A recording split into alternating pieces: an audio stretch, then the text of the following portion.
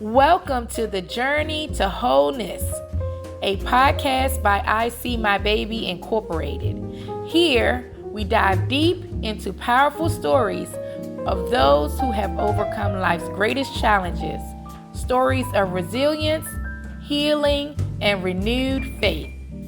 I'm Alicia Hurtt, your host, and each week we'll speak to individuals who have transformed struggles with infertility, battles with depression, and crisis of faith into profound growth and purpose.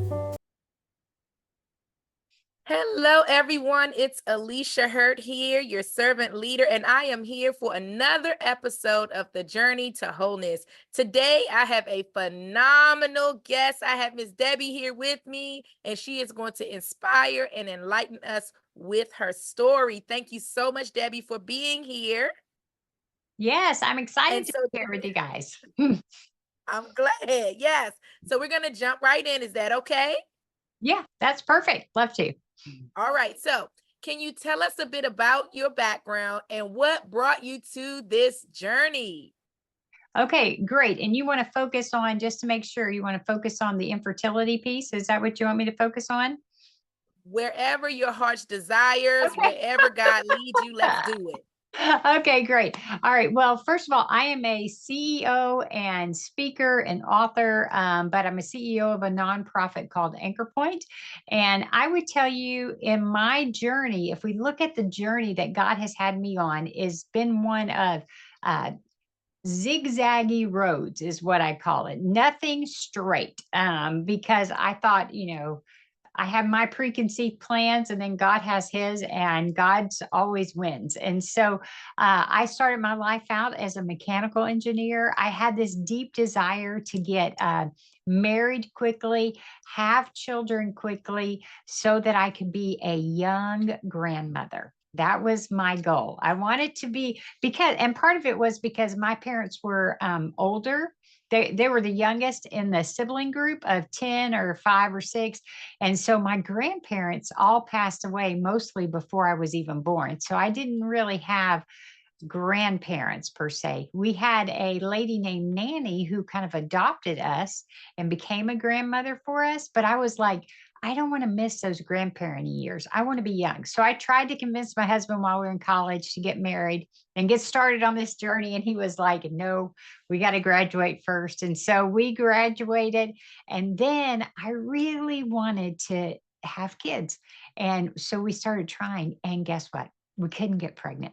We couldn't get pregnant. We couldn't get pregnant. We found out that I have polycystic ovarian syndrome disease, whatever you want to call it. And it just made it really hard. And so we went on this infertility journey that took us up and down, up and down, up and down. We ended up on a study with the Baylor College of Medicine on infertility medicine. It was kind of the last ditch thing because we didn't have a lot of money to pursue all these fancy options. And with that thing, we got 3 tries to get pregnant. The first time when I didn't get pregnant, I remember laying on the bed, just really doubting who I was as a woman, as a mom, as a spouse. Here I am, a failure, failure, failure, failure. Woe is me. And I'm on the bed. Life is terrible, that type of thing. And my husband comes home and he's just like, oh my gosh, what do I do with this chick that usually has it all together? She looks like a mess. And so he graciously took me out to eat dinner. What do you do when you're mopey? You eat. And so we went out to eat dinner, and I was just like, this is horrible. We're never going to have kids. And woe is me. I just went on and on. And he was like, as a good man, he tried to fix it. He was like, well, it's no big deal. We got 2 more tries and da, da, da. And I just remember grabbing the edge of the table and looking at him and going, I am going to be miserable tonight. And I am going to be, woe is me. You are not going to fix me. And we are going to sit here. And he was like, okay, then what would you like to talk about? And the next day I got up and life kind of went on. And ultimately, on the 3rd try, we did get pregnant, and we got pregnant with quads. We thought it was twins at first, and so we were super excited. And then I ended up around 13 weeks bleeding out and ended up in the emergency room, ultimately with a high risk doctor. And before we walked in, I told my husband, I said, infertility is all about sitting and waiting. And here we are, we're going to go in there. They're going to tell us we're not pregnant with twins, we're pregnant with triplets. And we went in there, and lo and behold, I had read so many ultrasounds, and I could immediately see 3 kids. And the ultrasound lady was like, oh my gosh. And my husband's like over there going, oh my gosh, what are we going to do? Because we had figured out life with 2. Okay. We had this plan. And then she said, well, let me do one last picture for you, Mom, and get them all on the screen. And she did that. And I immediately went, oh, there's 4. And I said, let me just tell you, don't even bother looking for any more, because this is already high risk. Okay. And it doesn't matter at this point. There's just a bunch. And so when we did that, she said, I think I need to get the doctor. And I'm like, yeah, probably so. And my husband by then is pacing across the exam room, just going, what am I going to do? And what you don't understand is that he was a graduate student. So I'm the breadwinner. Okay. So life is totally fixing to change. Right. So the doctor comes in and she says, I got you. We'll take care of you. And she kind of gave me a hug. And I was really glad, because this was a new doctor. I didn't know her. And I guess it was good that it was a female. But at that point, we came and said, oh, we're going to have 4. And so that totally rocked our world. And so that took us on a journey, right, of choosing life for those children, and walking that forward. The long story short is that at 26 weeks, after having my cervix stitched and everything, we ended up in the hospital giving birth to those babies at 26 weeks, and they just were not big enough to survive. They would be 30 plus years old now. And so I just basically held them in my arms as they passed away, and really had to make some choices then, because I had to choose whether or not at that moment I just really didn't want to be a lady that 30 years down the road, I was still stuck in the same place. And so even laying in the room that night after the boys had come and they passed and we taken pictures and everything, I just remember going, okay, God, I don't know any other way other than to trust you.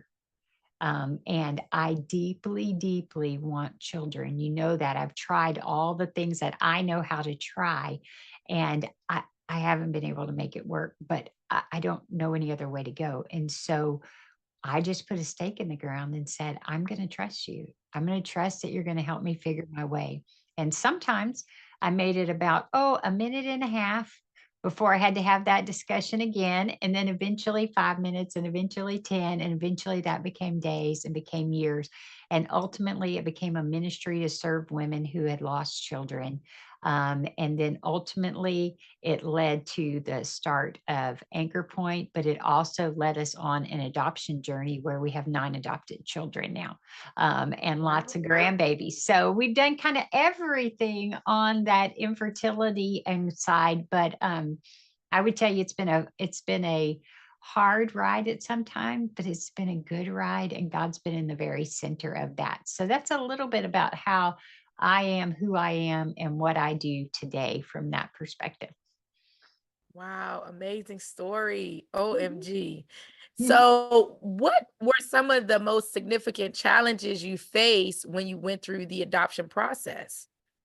Oh, that's a great one. Okay.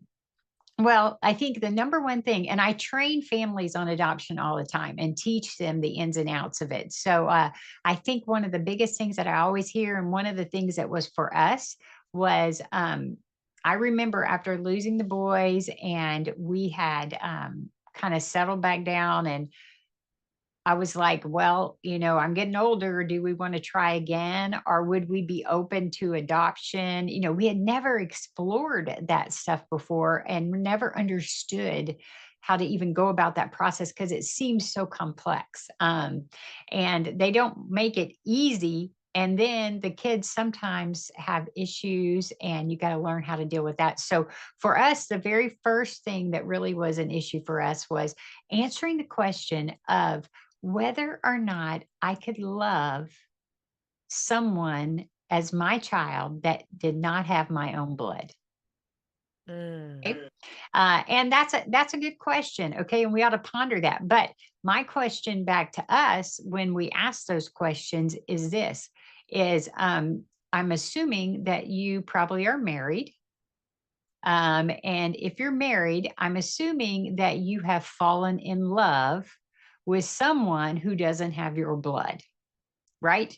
And Yes, so yes. God supernaturally works in that process to bond our hearts together as we go on the journey with him. And so I think that was the biggest thing was, could I love someone else? And I will tell you, I am a fierce mama, bear when it comes to my children, whether they were biological or adoptive. You don't mess with my kids, right? And so God has taught me how to love them. Do biological or adoptive children, do we connect in different ways? Do I connect with certain kids better than other kids? Yes. And that's our wiring. And those are things that we have to work on. But my husband connects differently. We all do. Right. And so that's normal. But learning to go on the journey together and loving each other just happens. There's been lots of times when my kids have been in my home, they come from different family groups, and they'll talk about how you're not my brother or my sister. And I said, okay, you guys might not like each other, but you're going to love each other. And That's right. we are siblings, and we are a family and stuff. And then I think the other big challenge that Scott and I really had was going in with the right expectations of adoption. You Mm. don't go into adoption with this idea that I'm going to kind of replace my kids, or this is going to, meet that need, or it's going to fill all the holes in me. Because guess what? My kids are not always thankful. They're not always appreciative. They don't get this wonderful sacrifice that I've made of my life to have them in it. They don't care about any of that. They're like, you're just a mother, and so if I expect them to have, complete hearts of gratitude, I'm going to be set up for failure. So I have to understand how to connect with them and how to work with them and help them walk through their stuff. And I can't be taking that stuff personally. So if I've gone in with the wrong perspective, then that can create lots of problems. So I tell families when they are thinking about fostering or adoption, you need to be doing it because you feel that that is what God is calling you to do. And if I can talk you out of it, I'll talk you out of it because it has lots of great highs, has lots of great lows. And we all, need to be people before we even walk into these children's lives that are going to stay no matter the junk that they have, right? And so I think those are the two big things as we've gotten into it. We've learned a ton over the years. My kids are a great laboratory in my house, and they're now getting older and producing grandkids. So we've learned a ton from them, and we've had to stretch and grow too, and that's been a good thing. I'm glad you touched on stretching and grow because the next question is how did you find strength during moments of doubt or difficulty? 9 is a big number. Here's the funny thing. There are lots of times that my husband and I would lay in the bed and would be looking at each other like, what have we done? I mean, we have got to be flipping crazy. And then I'm like, dude, there better be a God. God better be real or we're really screwed. Because this is out of control, and I have had children, and I talk about this in the Heart of Legacy book, but I've had children, that have been prostitutes on the streets. They've been drug dealers. They have used drugs. They've been in jail. They've been all these things. And the reality is, I've come down to two things. Okay. I had to figure out really quickly what my job was. And my job was, one, to plant positive seeds in my children's life every chance that I get. Okay. And then the second one is to leave them a bridge to Jesus. All right. And these early years when I can control their environment, those are really easy versus when they turn 18 and they're hitting the world. The world is a very cruel and mean place. And so I've gotten to visit them in a lot of places, but I will tell you the one thing they know is they know that they are deeply loved and that when they hit bottom, I'll be here. So, you Yes, may be yes. doing stuff that I don't necessarily agree with, but I love you. And, where else are you going to get that? And so, this stay power, this thing of Jesus has called me to do it, and I'm going to be here no matter what. I mean, a lot of my children could potentially be dead if I wasn't their mom. Do you know what I'm saying? And we hadn't been able to change the trajectory of their journey. And then at the same time, when those kids really fall in love with Jesus and they understand their worth, they have a story to tell that I can't tell. They can reach people that I can't reach. And so it's no wonder that Satan's all up in that to create chaos and try and hold them captive to different things. And so it's just been a journey where I have to let go completely, plant the seeds when I can plant them, point them to Jesus, trust Jesus with them, and then still love them even when they're messy. And Amen. and stuff like that. So that has been, but I mean, there's plenty of days, let's be for real, that we do lay in the bed and go, oh my gosh, we are crazy. And, people have said you're crazy, but I'm just going, I'm just going to stay. And just like you don't get, when you go into a marriage, you should go and you should remove the word divorce and you should be fully committed to each other, no matter how easy or how hard it is. The same thing goes with the adoption process. We're committed. This is life. I'm not going anywhere. And so I think that makes it, but you got to build in the self care too. So if you're not doing your self care and trying to take care or getting breaks or getting people who are safe, people who love your kiddos, knowing that your kiddos might have challenges, then you got to build all those resources in there to be able to figure your way. So that's how we Excellent survive. point. Excellent point. That's a great segue into the next question, which is, are there any practices or routines that have helped you along the way? So one is definitely self-care. Definitely self-care. And the other fun thing I have for parents is, once you have what I call, when you have your first kid, you can pretty much go one-on-one, right? Just like in basketball, you can guard one-on-one, you're good. If you have two, you can still do that because it's you and your spouse and everything like that. Once you get to three, it's zone defense all the time. You know, and so any number above that is always zone defense, right? And it's like, okay, we got to figure our way, But what I think kids need more than anything, and when at Anchor Point we do therapeutic camps in the summer around this, is high structure and high nurture. Okay. So what that means is they need to know they're deeply loved and know that I am for them. At the same time, they need me to create structure for them.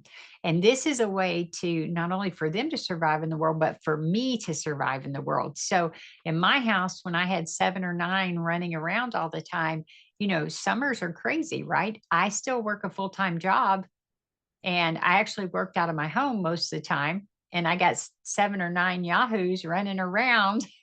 And I'm like, we got to have a system. And so we create systems or structures for everything. So they had a schedule, and together we wrote their schedule. And it included everything that I needed on it and the fun things that they wanted on it. And it was in hour increments. Everybody had a schedule. It went on the counter. They rang a bell. They started their hour. And then as soon as they finished, they knew to swap, rang the bell. Everybody went to, spot number 2. And it included reading or doing some schoolwork in the summer or chores, but it had their video games. It had going to the pool. It had, all kinds of fun stuff that they wanted to do. And I always left a spot in there for every child to have at least 15 to 30 minutes with me or their father every day.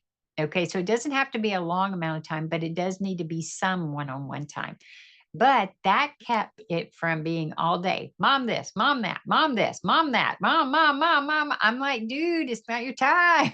And you know your schedule. And so that just revolutionized how we could survive a day. And the kids understand. Now, the funny thing is they go to my parents' home and my kids would get up and go, "What's the schedule?" And my parents are like, "What are you talking about?"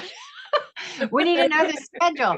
And so it was just a way for us to figure out how to survive, to get everybody to get done what we needed, and to get the fun stuff built in. And then when you had things like, oh my gosh, we got to go to the grocery store or we got to go to a doctor's appointment, something interrupts our schedule, then we have opportunities to learn how to handle those things because there is going to be disruptions that come.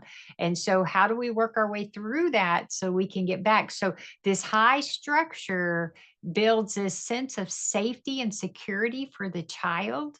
And then gives a certain amount of freedom while you've got the nurture side that is the loving side kind of working together. And when a kid has a breakdown, you can always lower the structure side, so that they can pass the hurdle, but then you raise it back up for them.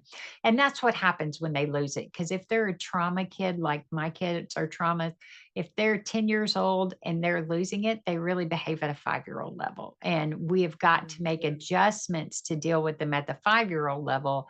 Or I'm going to go crazy as a parent and they're going to go crazy and we're going to set each other off and it's going to be terrible. We're both going to end up with scars. And so we want to set it up where the parent can be successful, get that child back online, raise those expectations back up, and help that kid function at the 10-year-old level. So those are just some cool tips that we've learned along the way for sanity and survival, I think would be the best way to say that.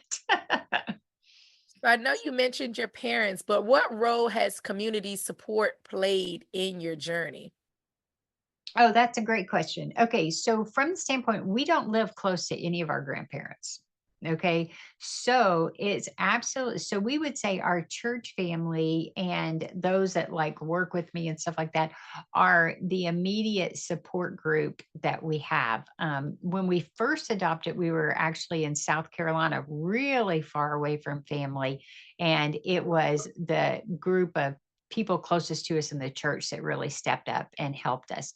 And not always, when we're looking at a kid with a trauma background, not always are relatives always the safest people. They don't always understand trauma, right? And so one time I left my child with a family member, and my child did something that kind of took them by surprise, and they totally flipped out.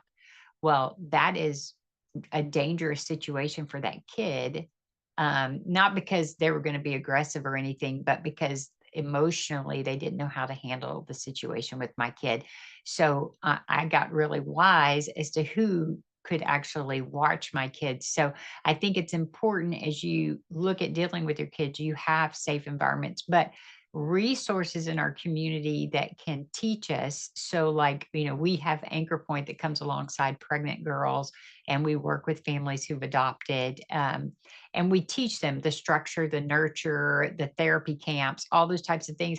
I think you've got to definitely dial in on those, but you also need key people that you trust and that you love and that you can trust with your children to walk alongside you. If it's family members, it's wonderful. And like my parents are great, but they're 6 hours away. And so they do get them in the summer, when they were younger and stuff like that. But it's the people that we're in day-to-day relationships with that make the biggest difference for us. And so I would say you absolutely have to do it, because what happens is fear, shame, guilt, all those things will make us want to isolate. So if my kid acts out poorly, has poor behavior somewhere, gets in trouble, then that will cause me to pull away from community.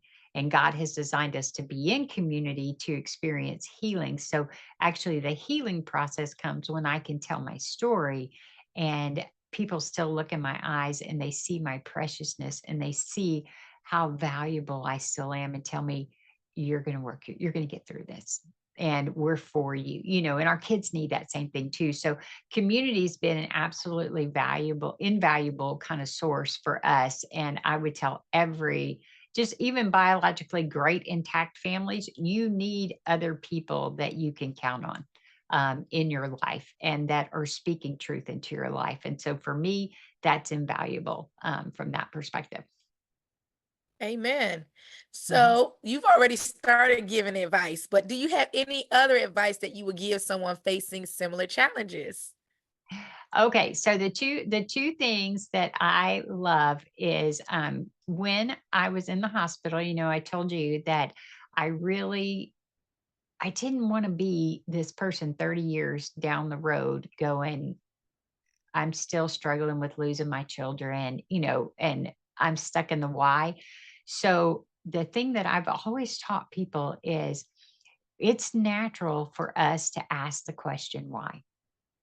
Okay. It just comes out of us all the time, real easy. Why this? Why that? Why this? Why that? That's not unusual for us. And so the why question is very normal. Okay. But here's the reality is how many times have you ever gotten the answer to why and you were satisfied? Never. Never. Never. Okay. So here's the deal. This side of heaven, no matter what God would tell me about losing boys, I would never be okay with that. The answer would never be good enough. Okay. When I get to heaven and I'm reunited with my boys and I'm with God or whatever, why won't matter. Okay. So for us to learn how to move forward, we have to be willing to let go of the why question. Okay. And the question that we need to learn to ask, and that I started asking that night is, okay, God, how do I survive? Because I feel like I am dying. How do I survive? Show me how to survive. Help me breathe. Help me figure out how I can go on. Okay. So that's the question that you immediately need to go to. Let the why go and ask, how do I survive? And then as you start walking that journey and he starts walking you through it, because grief is a process. After you've lost 4 boys, I have a whole year of new. Every season I've got to go through. I've got to experience Mother's Day without my boys, Father's Day. What about their delivery day? What about Christmas? You just think of everything. And when we have major traumas or losses and stuff, we have all these experiences. We need to figure out new normals. So as we begin to learn how to survive and we begin to heal, then the next question that comes is, okay, God, how do I thrive? I don't Mm, want I don't want to just survive. Surviving is great. I like breathing and I like being able to get through my day, but God, I want to thrive. You said you can take everything and turn it into good. And so I'm trusting you. Teach me how to thrive. Um, and those questions of why to survive, to thrive, have helped me so many times in difficult situations of how do I figure my way through. And I like to think that I've gotten really good at making the why question really short so I can get to the survive and get to the thrive. I'm like, how do I get through this as fast as possible? And so I'm like, okay, God, what do I need to learn? But I'm just the more that we can learn to walk through things that way is extremely powerful. And then the other thing that I teach families and I teach individuals as they go through life is, okay, we may have a lot of choices in front of us or things. We may be in a difficult situation or might be in a great situation. And here's the deal. The question for us is, what is the next best step? mm. Okay.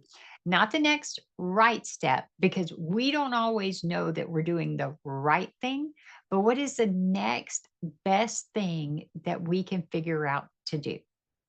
And then Right. let's do it. Trusting God, going, we can ask God or whatever, but this is what I think the next best step is, God.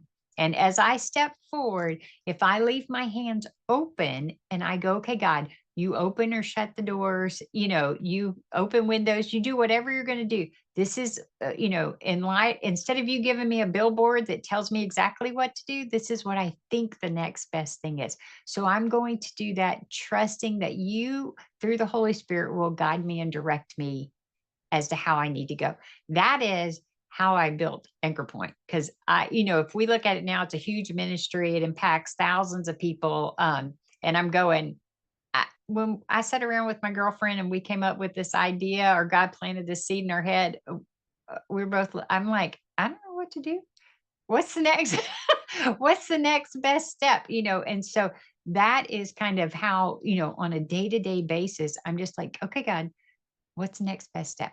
This is the next best step. Each step I think I know to do. I know you want me to write the book, or I know, and so I don't know how exactly to write or publish a book, but okay, I need to do this piece first, or I need to get a coach, or I need to do, and so I just figure my way. Or if I'm like really struggling with an illness, I'm like, okay, what's the next best thing for me to do? Maybe it's just to get up and move a little bit and get some stuff getting around in my body and not just stagnant, and so literally just walking around the house. Or the other day, I was really struggling with something. I was kind of depressed and down, and I'm like, I can't get anything done. I'm like, one thing, just one thing today. I'm going to get one thing. And I got two done that day. It was so exciting. But, it's trusting that, hey, this next best step of what I can do, and if I can keep doing the little steps, because he's not going to generally give us the big neon sign that tells us what things are going to look like at the end of life. And the reality is if he did, we wouldn't want to know, because there would be too much pain and suffering in there. And I don't need to know that ahead of time. So it's like, yes, God, next step, next step, next step, next step. And before long, my trajectory is totally changed, or I found myself out of the bad situation I was in. God provided a way, and it allows me to see how he is working in my life and the fingerprints that he's leaving everywhere. So those are my two pieces. Amen. So you made mention of your book and then also your organization. So tell us more about both. Oh, sure. Okay. So on the organization, Anchor Point, like I told you, Anchor Point would not exist today if I hadn't lost boys. Okay. Imagine if my quads would have been born and they would have been here with me. My trajectory in life would be a lot different. And the other cool thing in that story is that it was 7 years to the day when God gave me our first 5 children to replace my 4, right? He gave me 5.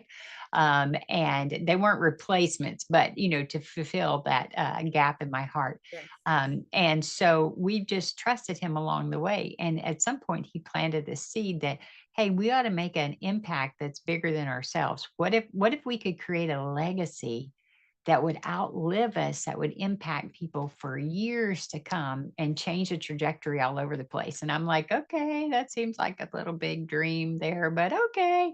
So I'm a little slow on obedience sometimes. So I said no. At first, I was like, okay, you got the wrong girl. I work in full-time ministry. I already have 7 missionary kids in my home. It's going to cost me money. You got the wrong chick. And anyway, he ended up taking my job away. And I cover this in the book. He took my job away and said, okay, now do you have time? And I'm like, yeah, I got plenty. I got it. I'll do what you want me to do. I'll be obedient. So I'm a much better yes girl now. But Anchor Point really started with this idea of how do we help families thrive, to move from the why to the survive to the thrive kind of areas. So we actually do that through many different things that we do. We have a Obria Medical Clinic, which really deals with life issues of girls struggling with choosing life for the child that they carry. So we do the free ultrasounds, pregnancy test, everything that we can to come alongside those families and give them the ability to make the best choices for them. And then we have our Hope Family Center, which is another part of our organization, and that works with families to help them figure their way once their kiddos are here through about age 5 and even beyond that sometimes. But, what do we do? I don't know about you, but, my children didn't come with instruction manuals. They are the instruction. Right. And so I've got to learn how to work with these crazy kiddos that I got and be the best parents I could be. And it's just life is just overwhelming. So we have case managers that walk life on life with these girls and guys, and Bible studies and recovery groups from abortion, sexual abuse, trauma recovery groups. And then in the summer, we run these therapeutic camps that deal with families. It's called our Pathway to Hope camp that are struggling with their kiddos. So it could be a biologically intact family, could be a grandparent raising kids, could be an adoptive family, just anyone who has kids that are struggling. We bring them all together as a family. And it really ends up being about a year and a half's worth of counseling in 6 days. And we see these kids make miraculous changes in their lives, learning to use their words to get their needs met, and also not using their actions, where they would have had outbursts, or they would have thrown something, or they would have done other uh, terrible things that would not be good for them or the relationships that they're in. So we see changes in them. The parents come, the parents learn how to work with their kids, learn how to get the connection that they need. And we get them all kind of on a system and rhythm together as a family, which is extremely powerful. And then we have a maternity home also, for girls who are homeless and pregnant. And it's a 18-month program for them to look at how can we get them spiritually, mentally, physically, education, their education stuff, get them so that they can be fully independent and do what they need to do for their kid and for them. So that's a great program also. And then we just do parenting in general. We just love to help parents thrive. So that is the organization we built over the last 14 years. And we get to influence people all across the United States. Mostly our clients are in the Texas area, but we do love to serve and help families wherever we can. And that led me to God saying, okay, you need to write a book. And I was like, oh no, God, I don't like to write. And so I started a journey. I actually wrote most of the book 6 years ago, and was obedient, and then just set it aside. And in the last year, he was like, no, you need to finish it. You need to start telling the story. So the book is called The Heart of Legacy. It's on Amazon. And the cool thing about it is the first part of it is my story. So you get a lot of what I've shared with you, but you get a lot more of the interesting, juicy details of how God has shaped us and brought us through our story, and how we've been obedient just one step at a time. And so we can all do that. The middle part of the book is about the fact that I can do it from a focused, faithful, and fearless perspective. And so we take insights of things that I have learned along the journey, both as a business, from a business perspective, from a parenting perspective or family perspective, and from an individual perspective. And so, what does it mean to be focused in those categories? What does it mean to be faithful? What does it mean to be fearless? And there's some questions in there to get you to think and stuff like that. But it's just pearls of wisdom that I've learned over the years that can help people learn to walk out a life that's focused, faithful, and fearless. And then the last third of the book is all life change stories about anchor point in lives that have been impacted. So it's fun to read about the stories of men and women and kiddos that God is just doing miraculous things through. So it's called The Heart of Legacy. I think it's a great thing. I speak on, I do speaking engagements with it and stuff like that. But I just think it's a wonderful tool that God is using just to challenge each one of us to live our legacy now, so it impacts people for many years to come after you and I have already been gone from here. Well, thank you so much. So, what's one message you hope listeners take away from your story? One thing, I think it would be the concept of next best step and trusting God in that process. Because if we can do that, then we can be huge difference makers for Him, because we're leaning into Him and we're doing the next best thing. And He can work with that, and He can work with a heart that's open to that. And that's what we want to be about. And all of us Amen. all of us have good things to give and to share. And so this is our way to give God that gift and let him use that. Well, thank you so much. I thoroughly enjoyed your story. I enjoyed all of your experiences. And then you said it's more in the book. So clearly, we need to get the book. You guys, get the book. The link will be available under the video, whether it's on YouTube or Spotify. And you can connect with Debbie, learn more about her organization because it is robust. Mhm. It Yeah. hits on all of the key points on your journey navigating life. Thank you again, Debbie, and thank you all for listening to another episode of The Journey to Wholeness. Bye now. All right. Thank you for joining us today on The Journey to Wholeness. We hope this episode has offered you a sense of hope, comfort, and perhaps even a new perspective on your own journey. If today's story resonated with you, remember that you're not alone. Healing is a process, and each step you take brings you closer to wholeness. Here, we believe in the power of community, and we're so grateful to have you as a part of us. To stay connected with us, follow I See My Baby Incorporated on social media and visit our website at www.iseemybaby.org. If you or someone you know has a story to share, reach out to us. We'd love to hear from you. Until next time, keep walking, keep healing, and remember, your journey to wholeness is worth every step. Take care, and thank you for listening.